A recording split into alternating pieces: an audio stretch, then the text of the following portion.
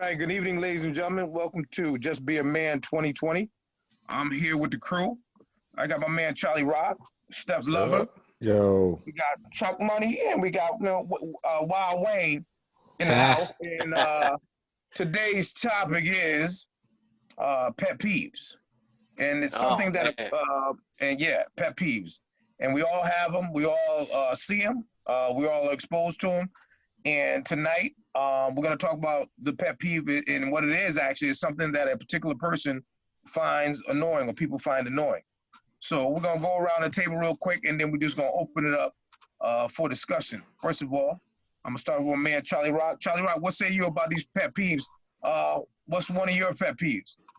Well, I have a lot of them, but my number one pet peeve, I would say, is people that owe you money and get convenient amnesia. Oh, damn. You know, get a freaking attitude when you try to get your own money back from somebody that borrowed it from you.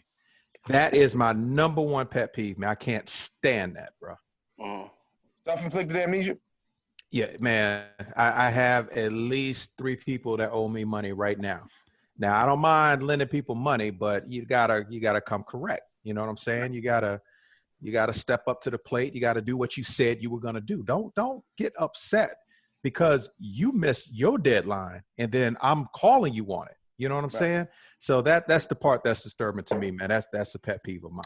So you better have that money by 10, Smokey, right? That's what I'm saying. That's what I'm saying, bro. Loud and proud. All right, Steph Lover, what about you? What's one of your pet peeves, Steph? Oh, good Lord. I have a lot of them. But all right, here's an example. Yesterday.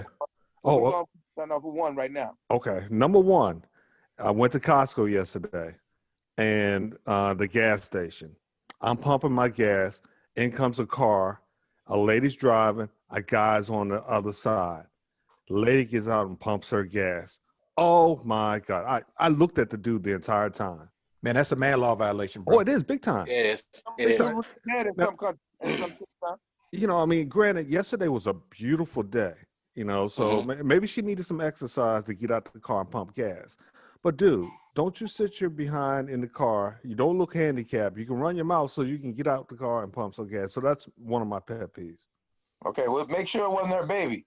Because don't be like here where somebody talking about they want soup, and next thing you know, somebody putting soup in a pot. They warming it up for them, putting it in the bowl, stirring it, and putting it on the table, and tell them, your soup's ready. I was like, what? Nah, that was the punk ass kids episode. That's what that's was. Yeah. Well, we'll talk about that when I get to my turn. All right. Next up, Chucky Rock, what up, man? Tell me what's up with your pet peeve, brother. One of your pet peeves. I know we got a lot of them. We're gonna try to. Look, I'm going down my list trying to pick which one. So I'll go with this one, man. Being on your cell phone, talking at the top of your lungs in a confined space. So for example, you're in line at the grocery store. You're behind somebody. Yes, sir. Phone ring. Yes, sir. They have to have a conversation, but you can hear them 3, 4, 5 hours over. Why? I'll never understand that. It drives me absolutely insane. But conversely, the person that's talking on that phone at the top of their lungs, they got the speaker up. You can hear it's so loud you can hear the person talking also. You're standing right behind them, so you can literally hear both sides of the conversation. Right. It drives me insane. I'll never understand it. I don't know. I think they missed that day of phone etiquette class, I guess. Right. So, bitches. Anyway. Hey, what about you, brother? What's one of your pet peeves before we hit a few of them when we go back around round robin? Yeah, I like Chuck's. That was a good one. That's one of mine. But I think the biggest one for me is not respecting people's time or don't care about time. So you're trying to do something. If you're supposed to meet somewhere, you're supposed to go somewhere, whatever. People don't give a damn about what time they get there or what time, something starts or anything like that. No time management. A couple minutes is a couple minutes, but when you hours late, that's crazy. That's a big one for me. Man, yeah. Like it's a surprise that what time it was supposed to be. Right. Crazy. I think one of mine, and I know it's probably universal for a majority of people, not saying thank you. Oh, Somebody go ahead of you in the park. Like you see somebody going for the same parking space, You let them go in, they go in, and they just get out the car like in Medea. They get out the car and keep walking. You like, I just let you take the parking space. Or you hold the door for somebody, and they act like you the doorman. Like you ain't supposed to, they ain't supposed to turn around and say thank you. And I know my mother told me to be respectful, but I'll say you're welcome with the quickness. I ain't got no problem with it, brothers. I don't care what color you are, whether you're a man or a woman or a little kid.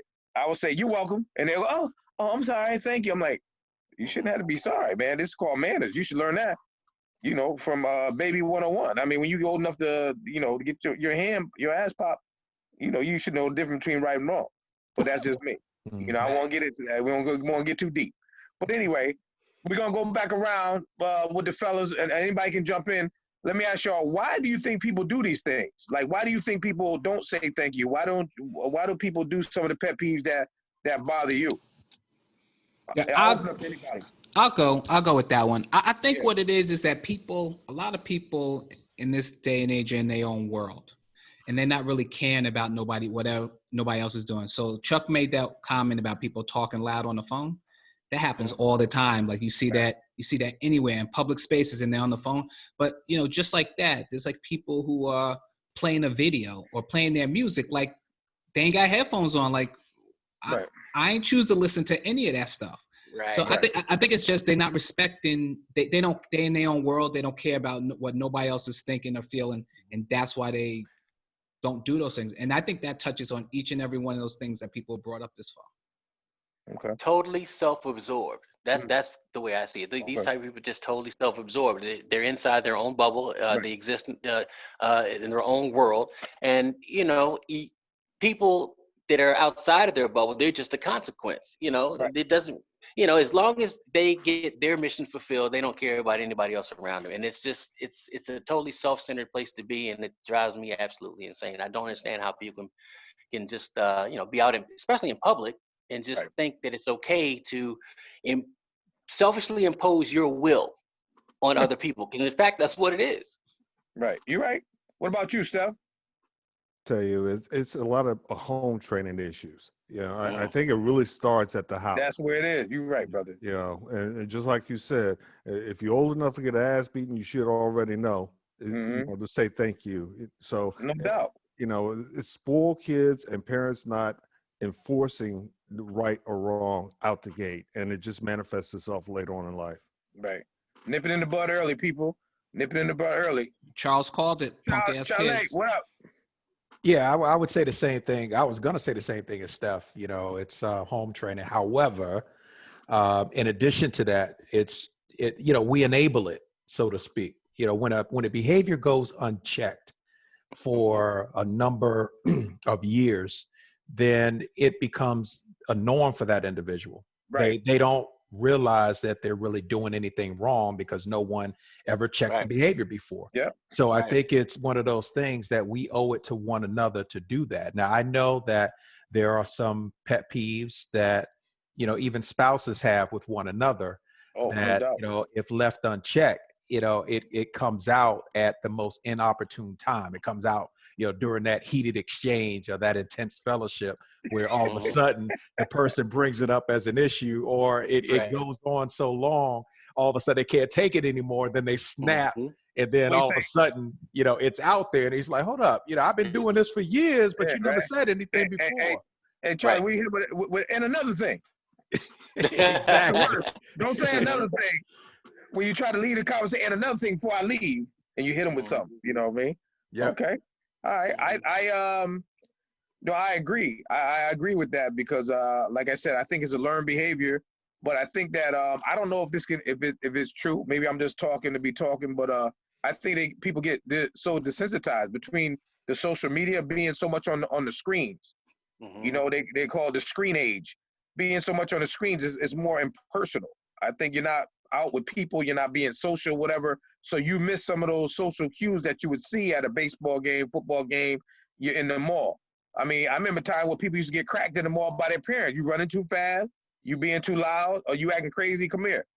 I remember many times my mother done pinched me and my brother in between the carousel at G Fox, and she pushed us in where the shirts, the blouses was.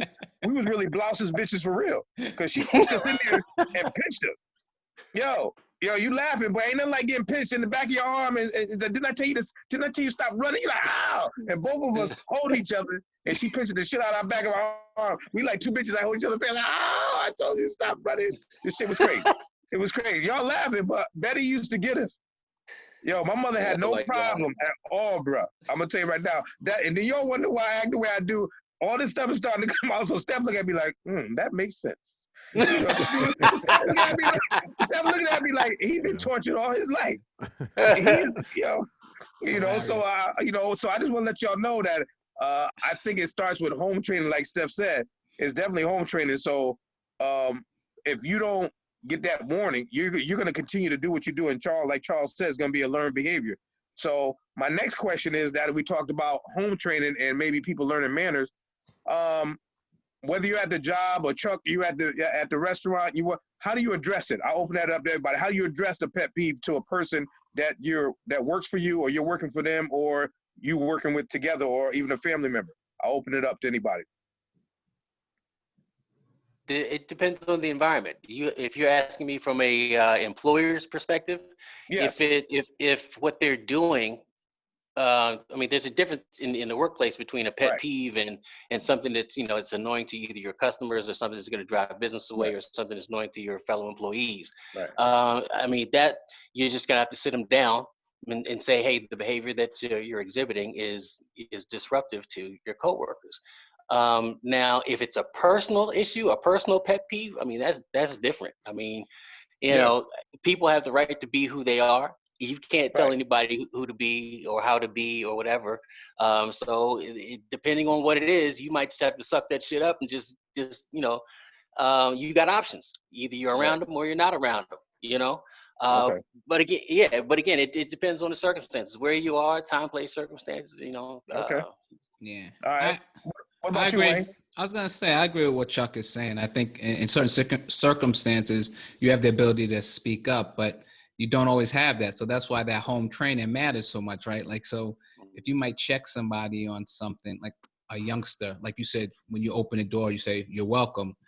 Right. They don't even really know they did something wrong necessarily, right? So you didn't really fix nothing, even though in your mind you just happy you said that.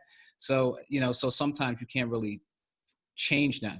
In a situation at work where you're working with people, or people are reporting to you, or you're reporting to people, that can affect your money somehow. So that's a little different, right? You sit somebody down in that instance. Okay. What about you, Charles? I know you got a lot of non-bill payers in the crib. How would you dress somebody's pet peeve? Like that time with the one rib in the sauce. Oh, it was a small rib too. That was the pinky rib. That was the messed up part. They left you the pinky rib, and they put the Zorro stain. They put the Zorro mark in the barbecue to let you know. You thought it was Zorro, but they were saying zero. You need to handle that, brother. Yeah. I mean, actually, that is a pet peeve when someone just leaves just enough food in the container for you to have to clean it up when you get some. You know what I mean? Or just a little bit of juice in the juice container. Those things make me crazy. But you got one bite, one sip. That's what I'm saying, man. That's the word. That's the word. You have to really pick and choose your battles. You know what I'm saying? Because you're not trying to be like the heavy all the time, the asshole in the house that is always, huffing and puffing about, little things that are taking place, because that could be damaging to a relationship. So what I choose to do, what me and my wife choose to do, is that oftentimes we vent to one another. We don't necessarily let it be known that we're upset about some of these minute issues, but we, take the opportunity to maybe laugh to ourselves about it, talk it out a little bit, and that's it. Okay. But if something becomes like overt, to the point where it's really nagging at me, I'm sorry, bro. I gotta say something.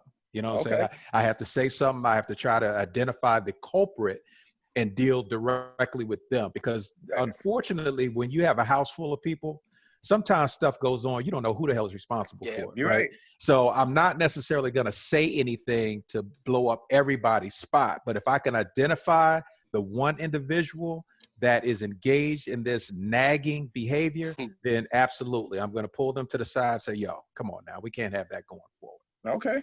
All right. What say you, Steph? Well, I tell you, I'll go back to my number one pet peeve. men letting women pump gas. Really, there's not much I can do except look at dude, because I'm not sure if if he's strapped or if he just likes to fight, Right. or or if he's really just having a bad day. So all I can do is stare at dude as long as I can. I finish pumping my gas and I roll out. But he's going to at least know that his ass, in my eyes, is wrong. Okay. You don't real know quick. what she said to him before she got out the car. It doesn't matter. True. That's It true. doesn't matter. But along with what Stefan said, I had surgery once, and so my wife was driving me home. Stopped at the gas station. My wife gets out. Obviously, she pumps the gas because I can't do it. Right. Right. I'm getting the stare down from hell from this dude. Like, you are a punk, whatever. Man, let me tell you something. The only reason I could not pump that gas is because I had surgery. But I tell you what, Yeah. I mean, I still remember that to this day. I don't care who I will be pumping. I pump gas. And my wife's not touching that gas. Man, I felt so emasculated. I mean, this dude was letting me have it with his eyes, and I was like, oh man. So yeah, what Stefan said is like the real deal, man. If another brother sees you and he gives you the look, you remember that, and it wears on you. You do something about it. He gave you the really eyes. Well, hey man, listen. All I want to say is I respect Charles and Chuck and your demeanor and with dealing with the kids, but no, I'm a tyrant. No, if somebody do something, I'm knocking on their bedroom door, opening it up. Girl, boy, I make sure I knock on Rosie's door because she make sure she's decent. But I go up in there like, yo, what happened with the putting away the dishes, or why is all the dishes in the sink? Well, I like no. I said, listen, we gotta get better, man. We gotta get better. But Daddy, close the door. Give them the close the door while they still talking. Now I know it ain't right because some people like, hey, that's not conducive. I'm like, conducive my ass. Listen, what you want to be, feared or respected? I don't know about y'all, but sometimes I try to run my house like New Jack City. I walk around here with like a axe handle. You need no ground. Listen, I walk around here with an axe handle and a work glove. I ain't got no problem with it. It was one of them old work gloves too, where a piece of the finger missing, because I almost got caught up in the lawnmower one time. I never forget it. That's why I hold on that glove, because I still got my finger. This one right here, Chuck, the thick one. The one that does the extra work. Anyway, I just want to let y'all know. But no. On the real, I do address it. I know you guys a little more. I know you guys a little more diplomatic than I am, but I do address it a little harsher, but in a nice way. How can a more constructive way? But I do address it. I don't let it go because I think it needs to be addressed, and I try to use it as a lesson learned. So I try to do it that way. So I won't get too crazy with it. But I want to know. I think everybody has their way of dealing with things, and I just. From where I came from, I think it's good for them to know straight up how some people are going to react to them. I believe Mike, in that. Yeah. But that's your kids, right? Yeah. Okay, so how do you deal with like a pet peeve with one of your coworkers at work? Yeah, that's that's what I was waiting for. That happy breath. Because when you deal with a pet peeve with somebody at work, when I was working, I work with a majority of dudes. So it's like, yo, you deal with the pet peeve either in the break room or in the locker room, or you say something, but you try to be congenial about it, because if somebody say something slick, now you rolling around in the locker room, or they waiting for you out in the parking lot, and it's like, damn, now I got to throw my book bag and tackle their ass, because I got to move for them. You know what I mean? They wait for me outside. I'm like, I don't got time to be playing. I'm like, yo, man, I don't want to play. I throw the book bag at them, and they block it. By the time they block it, I'm caving the ribs in. I'm going through the rib. Whap! And then I'm like, yo. And then people say, what's going on? Y'all fighting out here? You can be fired. I was like, no, I'm just looking for change. I lost my change, and he was on my chain. And, I sprinkled some dimes, because I keep dimes in my pocket. So anytime I cuss somebody out, I throw dimes on the ground and swear at them. Oh my God. Mike, you crazy. But listen, let's not get off subject. Let's get back. But hold on, no. But hold on. So what Mike's so Chuck asked the question, how do you deal with that, what's on at work? But see, again, a pet peeve is just something that annoys you. It's not necessarily wrong. Well, you might not like how somebody laugh, right? Or how someone laughs too loud. You know what I'm saying? Like, it could be something that's just annoying, not necessarily Well, I'll tell you, wrong. One of the things is chronic lateness. If you're at my job and you're the first person on the job on the floor, and you're waiting for everybody else to get there so you can let the kids, start recreation, if they get there late, that could be a pet peeve, like all the time. Like, you're working with this person for 2 weeks. Time management. Right. Yeah. And it's like, yo, They say, yo, what happened? The meeting ran late downstairs? They're like, nah. Went back to the break room, got me a coffee, put some butter on my muffin. I'm like, butter on your muffin? Hey, Mike. Brother? Yeah, brother. Let me ask a question to you and the group. What is it about you that annoys either your wife or your ex-wife? What drove or drives them crazy?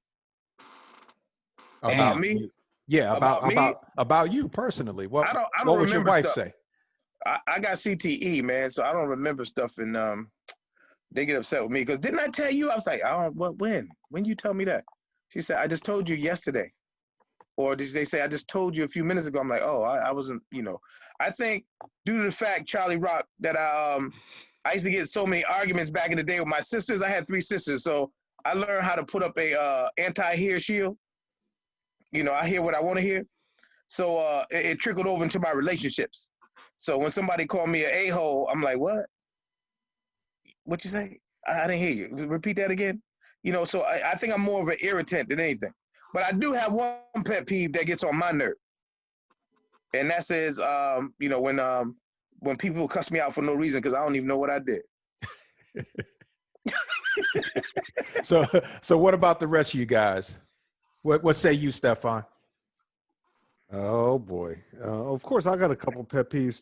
Two won't be mentioned because it's personal in nature, smoking and drinking. But anyway, that irritates. I'm glad you kept that to yourself. Yeah, exactly. That irritates my wife. I got it. No question about it.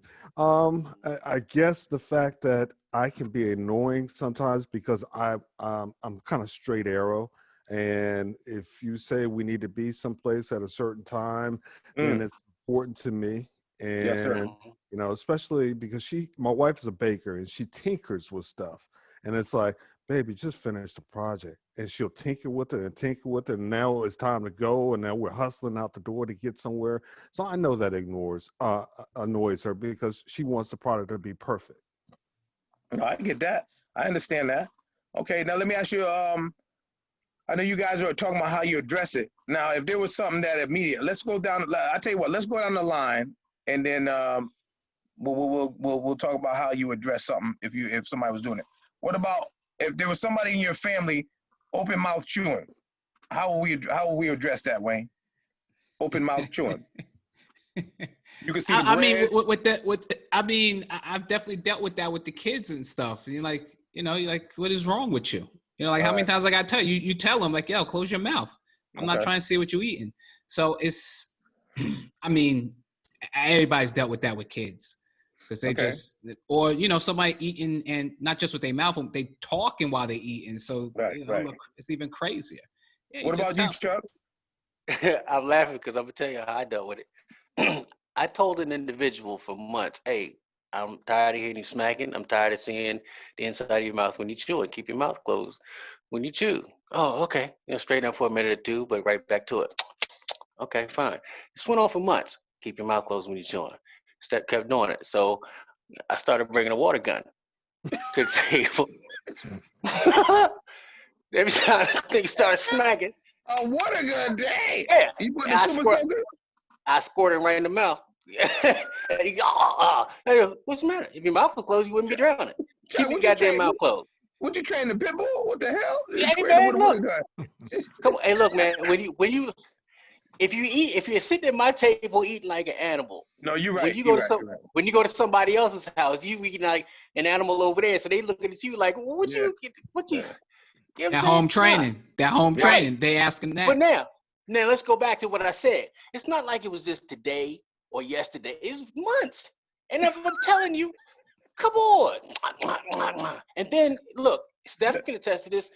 Brother, talking about military eating, you ain't got nothing on this cat. This dude eats a whole plate of spaghetti. And if it's 2 minutes, I'm generous. All right, come on. And mouth wide open. So, okay. All right, I got tired of it. So we came to the table. Every time you open his mouth,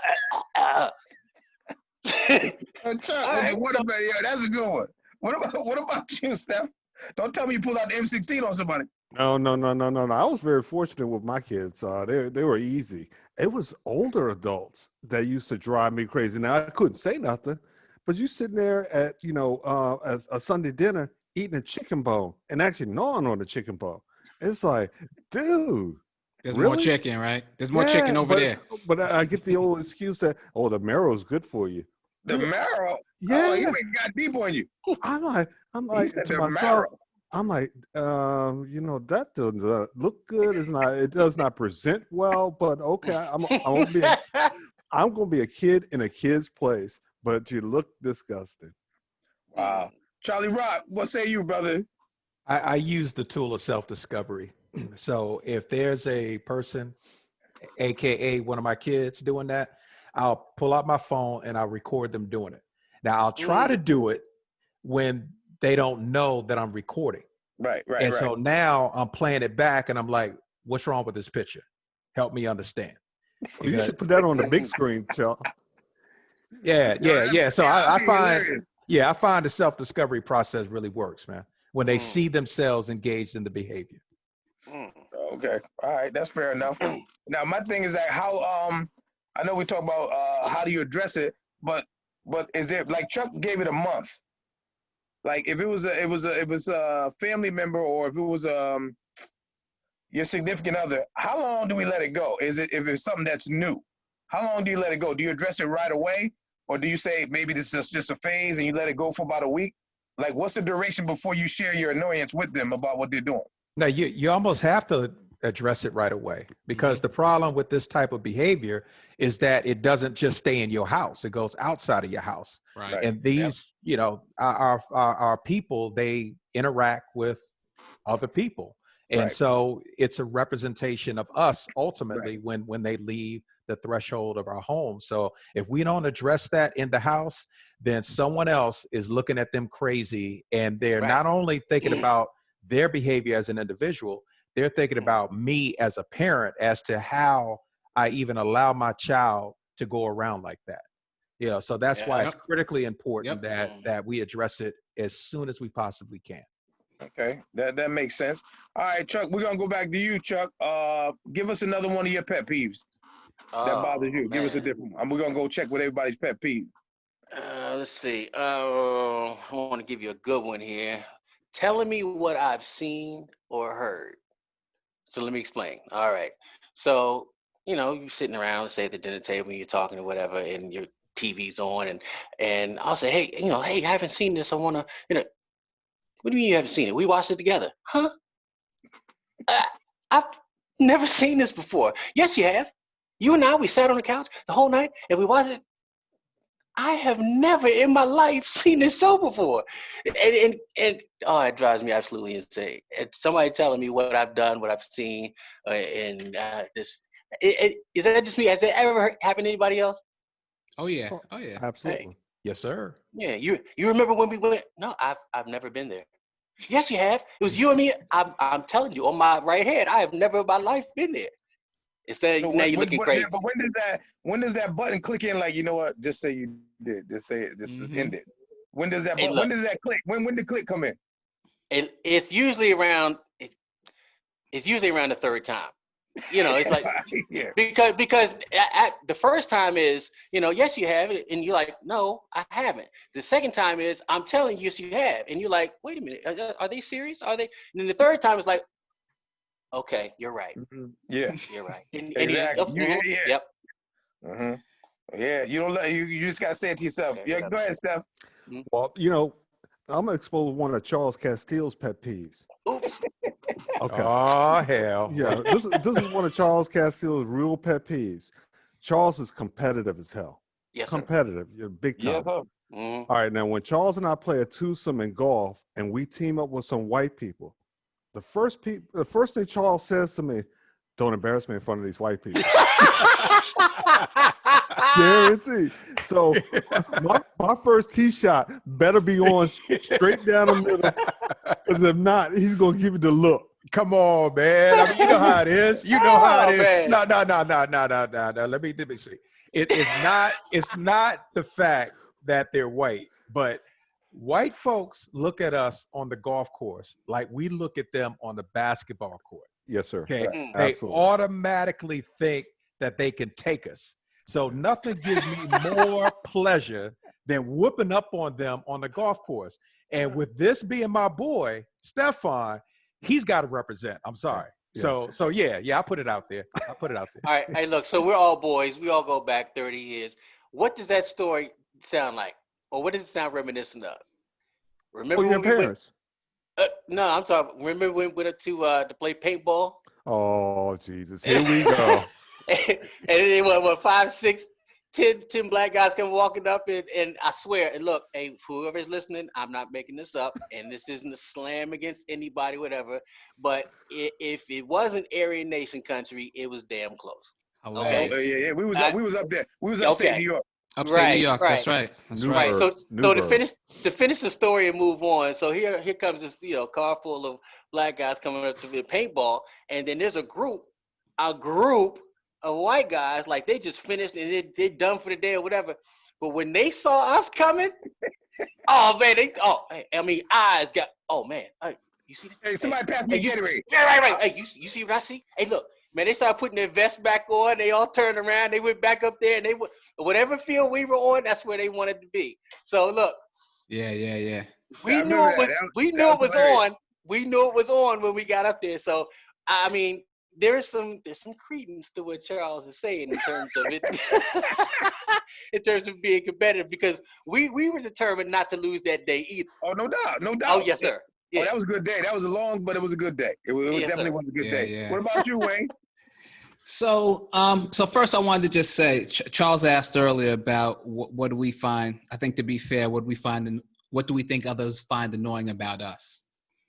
And I think that's a good question. And what I would say is, for me, it would be not paying attention, right? So kind of like when Chuck was saying, when someone starts telling you something that you don't agree with, and you just you agree with it just to be done with it. So once you do that, once I do that, sorry, I'm kind of checked out. I'm like, I'm not listening. I'm done talking. So, right. And I guess that's real annoying to people. I just want to bring that out because Charles asked that before. But another pet peeve would be negative people.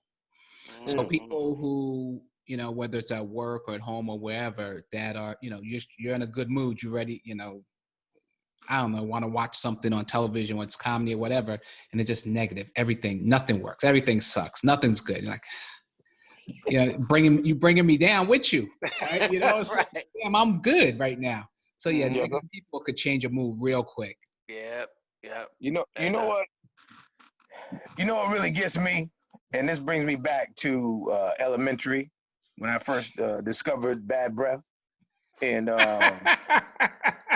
when and that's when I learned how to keep mincing chewing gum available, because you always had that teacher that wanted to tell you something like intense lesson plan, and their breath smelled like baked Alaska. It was bananas. Hot garbage. Hot garbage. Hot garbage. Like, gum? No, and the worst part was I had a long name, so it was like, listen, Mr. Thickpen. And you can only hold your breath as a little kid for like a certain amount of time before your eyes start, watering and everything. And that was one of my pet peeves. Like, would you like some gum? Like, no, we don't chew gum in class. I'm like, well, you need the whole pack with the tinfoil on that shit. Your breath smelling like hot garbage.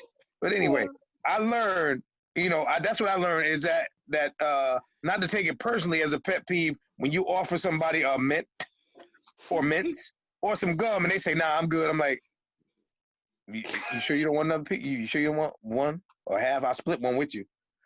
Something. I'll just to get the pack open. So I just want to let y'all know that that's one of my pet peeves when people don't even smell their own breath and everybody else know their breath bad as hell and you offer them a mint and they decline. No, I'm good right now. I'm like, really? Cause my nose hairs disagree. Anyway. What about you, Steph? Well, I tell you, another pet peeve, and it's I think Wayne just mentioned it, not paying attention. Okay, I'm going back to Costco gas station. All right, our Costco gas station here, Normally on a weekday, it's not busy, but on a weekend, it's 10 cars deep. Yep. One thing that drives me up the wall is someone gets to the gas pump and then doesn't get out the car.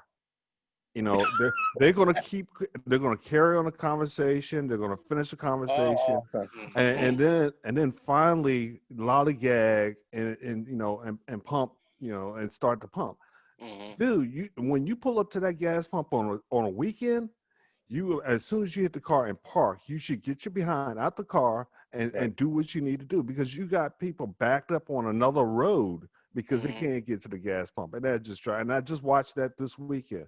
She was fine as hell. I mean, so I didn't want to say much to her because I was looking at her. But yeah, still, no, you yeah. How many couches you got, Steph? How many couches you got? 3 or 4 couches? I got about 5. I got 5 bedrooms. So Okay, just checking. I'm just gonna find another one. Yeah, I'm just checking on that. Okay. What about you, Charles? Well, this just happened to me the other day, and I'm going to be looking for a couch also because it's about my wife. Now, I'm about to go get something to eat. I asked my wife, "Do you want anything?" She says to me, "No." Okay, now I repeat. She says, "No." I bring the food home. She eats half my food. Ooh. I'm sorry, bro. That's my wife. I love her dearly, but my God, she and trust me, I've tried the trick where I would just bring her some too, and then guess what? It goes to waste. Yeah. So if I bring too much, she doesn't eat it. If I bring just enough for me, bruh, it's gone. Yeah. You know what that is, Charles? Charles, What's you know that? what that is, right? What is it, bruh? Yeah, that's the Goldilocks syndrome.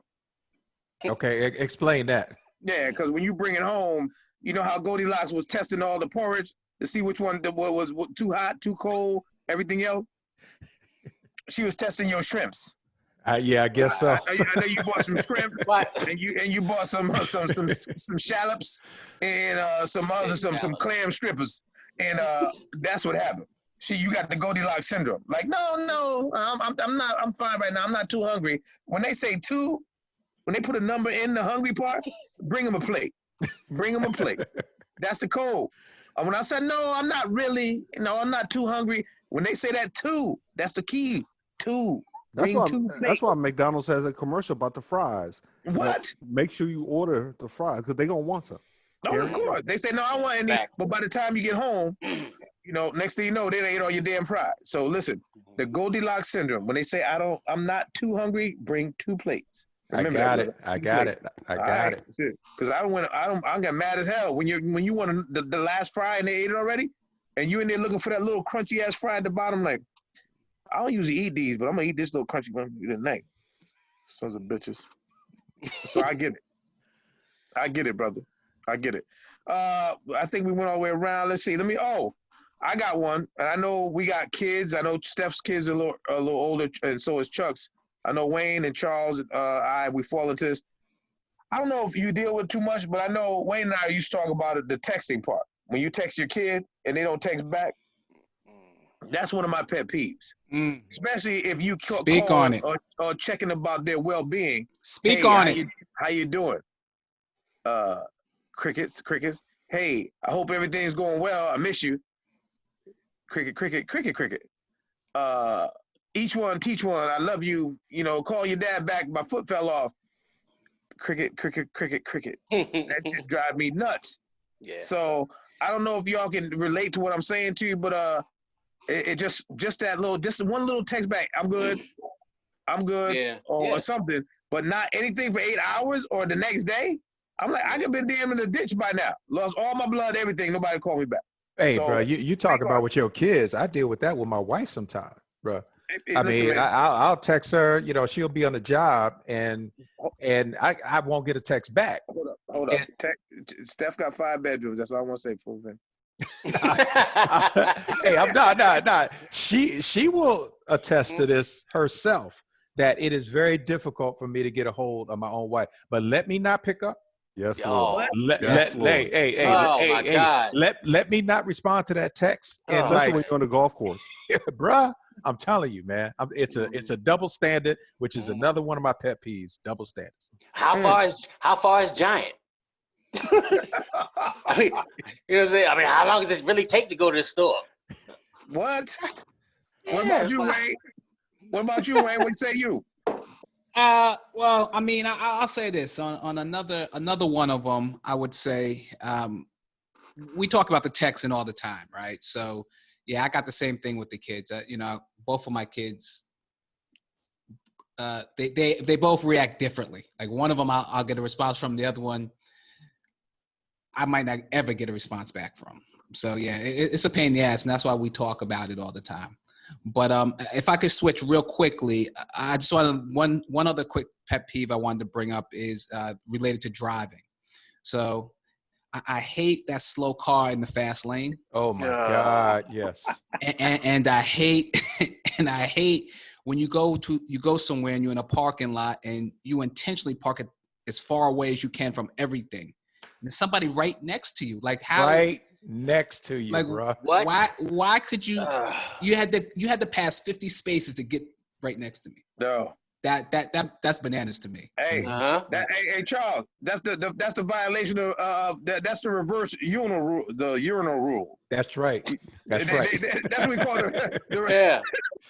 we call that the reverse urinal rule, where you got eight other urinals, but you want to stand next to me. Mm-hmm. You know what I mean? And you want to Yep. see what's up. No, ain't nothing up. You know what I mean? Yeah, no. How you doing? I don't even say nothing to nobody. I don't know why people get offended. Like, damn, you act Heads like you all down. that. I'm like, don't ask me nothing. But listen, when I'm pissed, don't be trying to talk to me. What the hell?